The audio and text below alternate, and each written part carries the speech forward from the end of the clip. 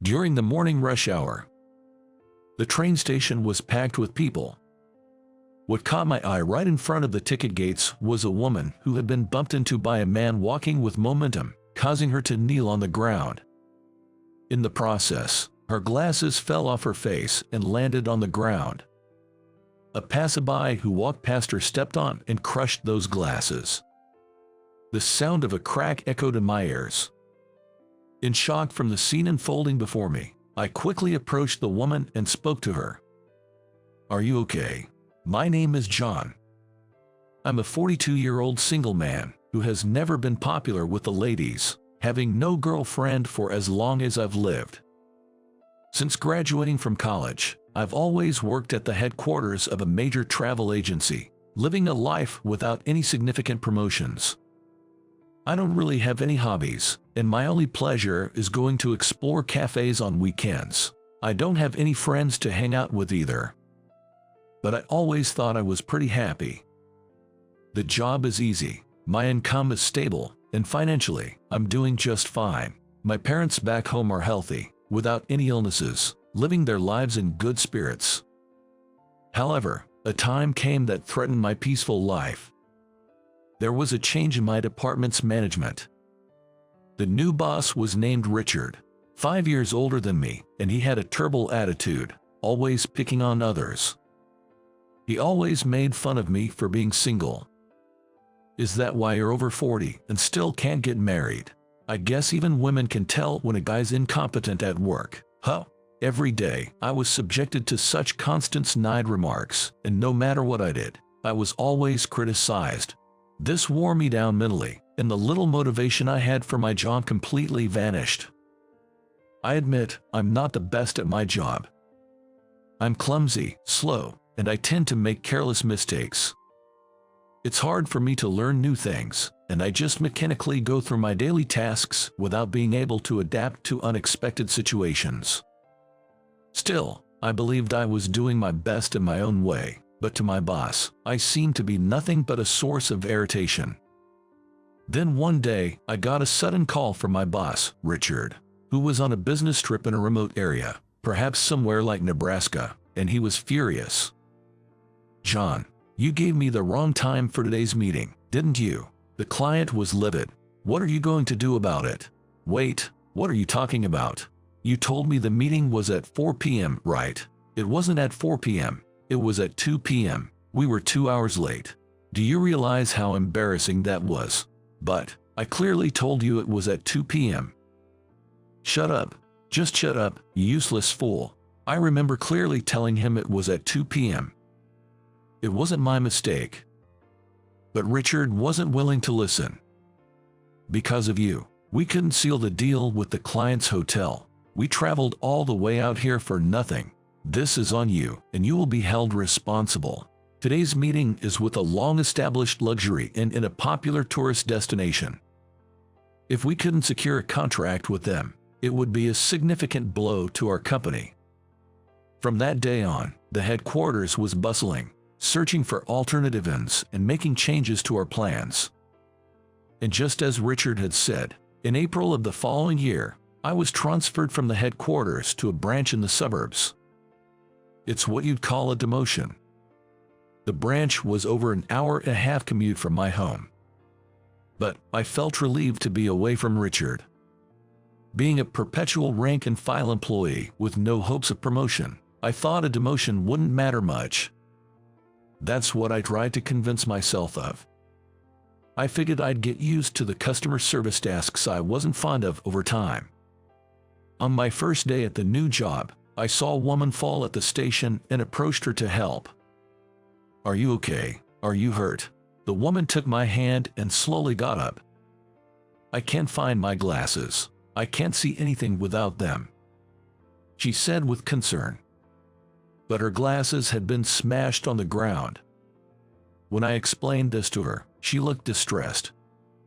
"What am I going to do? The optician won't be available at this hour. I can't go to work like this." The woman was a beautiful individual, probably in her early 30s. "Do you have a spare pair of glasses at home?" I asked, and she nodded. "Yes, I have an old pair I used to wear. In that case, let your workplace know you'll be late and head back home. I'll guide you to the taxi stand. Really, thank you so much for your kindness. She bowed deeply in gratitude. Afterward, I let her hold onto my arm and led her to the taxi stand in front of the station. She thanked me repeatedly, got into a taxi, and left. Darn it, I need to get to the office quickly. Today's my first day at the new branch I've been transferred to. Helping a woman with broken glasses at the station and then being late was totally unexpected. I hurriedly arrived at my workplace and checked the time, luckily making it right before the start time. I quietly peeked inside and approached the oldest-looking guy in the room. Though, he only seemed to be in his mid-30s. He looked younger than me. Hello, I'm John, transferred here from the headquarters. Oh, you're John. I've heard about you. I'm Mike, the assistant manager. The branch manager will be a bit late today. Saying this, Mike began giving me instructions. John, this is your desk. First, please familiarize yourself with all the brochures we have on display at the front. Understood. I followed his instructions, picking up each travel brochure from the front and began reviewing them at my desk. About an hour later, a woman entered the office. Good morning, Emily. Mike greeted her. Morning. Sorry I'm late. I looked up from my desk to see her face. Oh, I couldn't help but exclaim. Turns out, the woman referred to as the manager was the same woman I helped at the station this morning, the one who broke her glasses. However, she didn't seem to recognize me. It made sense. She couldn't see my face back then without her glasses. Have we met somewhere before? She asked with a puzzled look after I unintentionally raised my voice. No, I mistook you for someone else. I blurted out the response without thinking. I see. I'm the branch manager, Emily. Nice to meet you. She said with a smile, her brown-framed glasses suiting her perfectly. And so, my first day at the branch began. That evening, the staff threw a welcome party for me. We gathered around a table at a local bar near the office, toasted, and engaged in various conversations.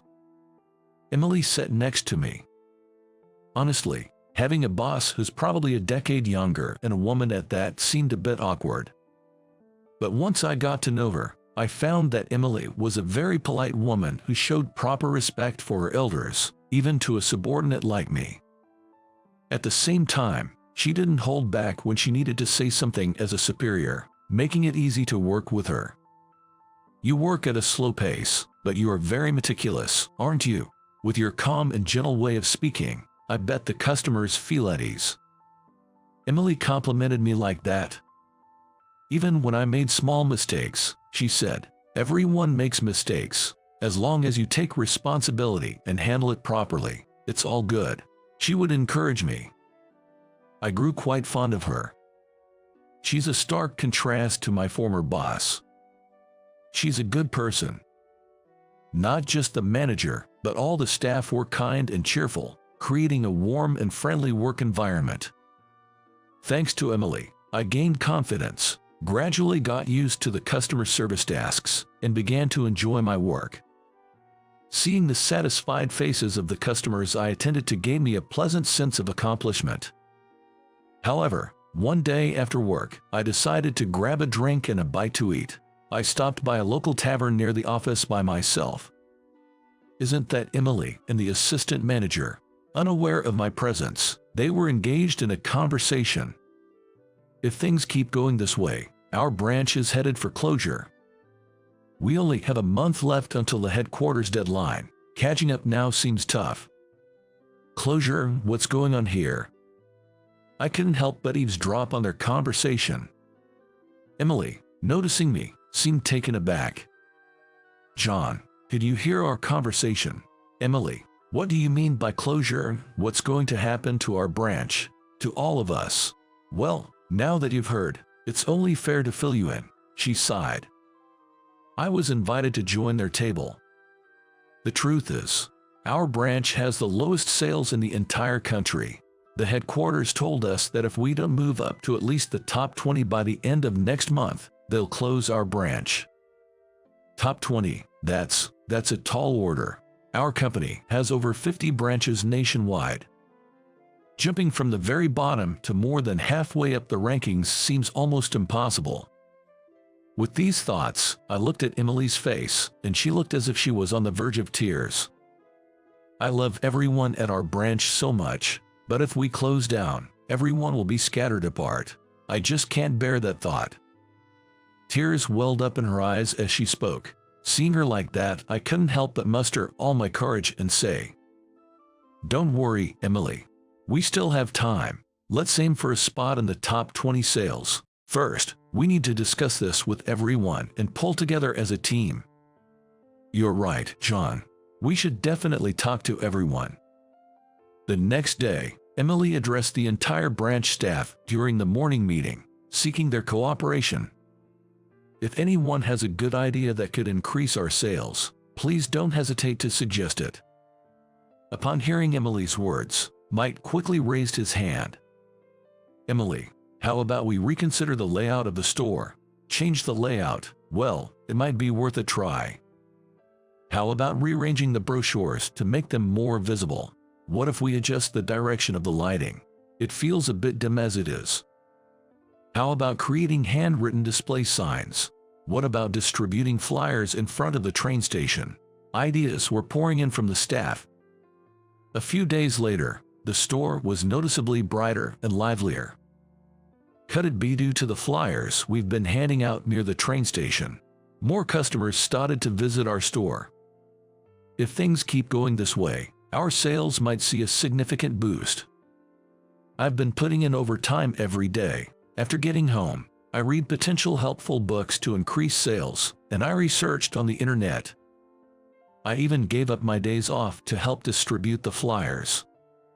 This was the first time I'd ever been so consumed with my job, but it didn't feel like a burden. On the contrary, every day felt exciting. Striving towards a goal, it's such a joyous feeling. For the 20 years I spent at the headquarters, I dealt with the monotony of the same tasks every day, never feeling the satisfaction or motivation. The days felt so dull. But now, I wanted to give my all for Emily and everyone else. One day, a couple visited our store. Those folks were the honeymooning couple I had assisted before.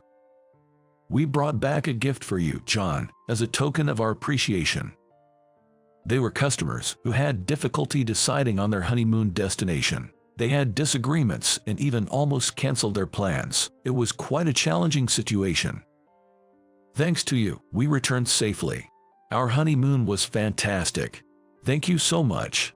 The couple looked genuinely happy and grateful. The German sweets they gifted were shared among all the staff at our branch. I'd never felt so appreciated at work before. I was so overwhelmed with joy that I felt tears welling up. I decided then and there to continue serving all our customers wholeheartedly. A month later, the national sales rankings were announced. Our branch ranked 25th. We couldn't break into the top 20, but it was a significant improvement from being at the bottom. However, the business world is tough, and rules are rules. The next morning, during the staff meeting, Emily spoke. "We've officially been notified by the headquarters today. This branch will be closing at the end of this month." "What?" The staff were visibly deflated, with some even breaking into tears. "I believe most of you will be transferred to the headquarters or other branches. HR should contact you about your new placements soon." The manager continued with a somber expression. "Everyone, I know it's tough, but let's keep our chins up. Going from the bottom to the 25th rank is an incredible achievement. It's a testament to the hard work we all put in together. Let's take pride in what we've accomplished." Hearing the manager's words, the staff exchanged glances. "We did work hard, didn't we?" "Absolutely. It's an amazing accomplishment.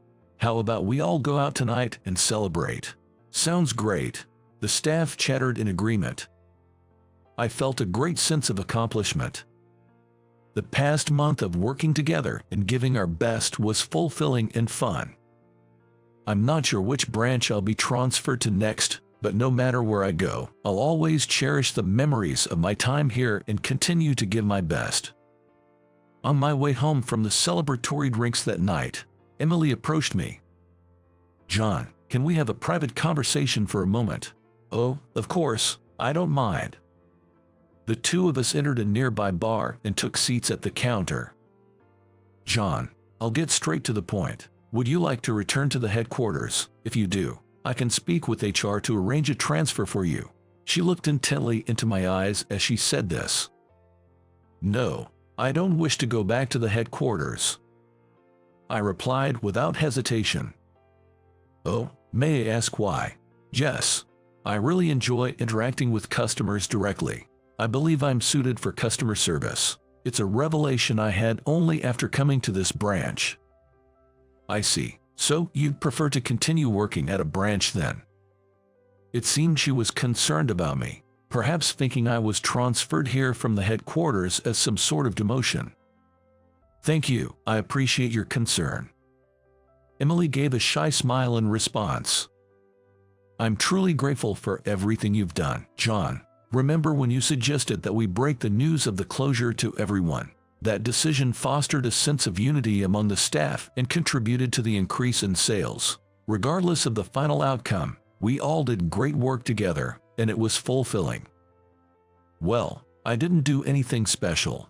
On the contrary, it was thanks to you, Emily, that I enjoyed my job so much. At the headquarters, I had a rough time with superiors." I told her about the supervisor at the headquarters, Richard. Despite being older and still single, he mocked me, constantly bullied me, and even falsely accused me of mistakes I didn't make, leading to my transfer. "That sounds awful. You must have had a tough time," she said with sympathy. Then she looked at me with a determined expression and said, "John, how about we get back at Richard?" "What? Can we really do that?" "Yes, actually, I'm the CEO's daughter. Right now, I'm here at the branch for training, but I plan to assist my father at the headquarters and learn the ropes of being the CEO. I couldn't do anything about the branch closure this time, but I do have some influence over HR." I was taken aback by her revelation. I had no idea she was the daughter of the CEO. "Let's report Richard's bullying to HR. There should be some sort of action taken against him." I nodded deeply in agreement with her words. On our way back, as we walked side by side towards the station, she slipped and almost fell. In a split second, I reached out and supported her. "Oh, thank you." "No worries. It would be a hassle if your glasses broke again." She looked puzzled at my comment. "Huh? How do you know about that?" Oops. She hadn't realized I was the one who helped her that day. "Cut it be. Were you the one who helped me back then, John?" "Well, yes." "So it was you. Oh my. You should have told me. My glasses were off, and I couldn't see clearly. I'm sorry I didn't recognize you." "It's okay. But I'm glad I know now. I always wanted to properly thank the person who helped me that day." I was initially hesitant, but due to Emily's insistence, we decided to go out for a meal together. She said she wanted to treat me as a thank you for that day. Later, I was transferred to a different branch. Surprisingly, Emily was transferred there as well. Afterward, I heard that Richard from the headquarters was sent to a strict subsidiary company, rumored to be a kind of exile, thanks to Emily reporting his bullying. On the other hand, my accomplishments at the branch were recognized, and I was promoted to a department head. It's almost time for our reservation. Let's go. Today is the first time I'm having a meal alone with Emily. Even though I'm nervous, I'm really looking forward to it and hope this will be an opportunity to deepen our relationship. I'm very content with my new job, where I find the work enjoyable and fulfilling.